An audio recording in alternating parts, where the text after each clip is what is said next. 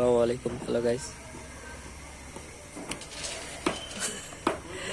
এটা হলো আজকে নিচের টাঙ্কির মুখ আউটসাইডে রাখবো।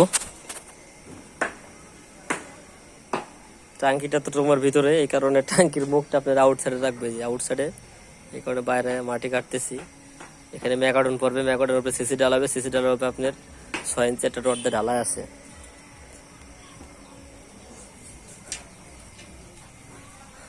আর সামনে দেখাইতেছি, এই যে কলমের কাছে পাশ দিয়ে চলতেছে,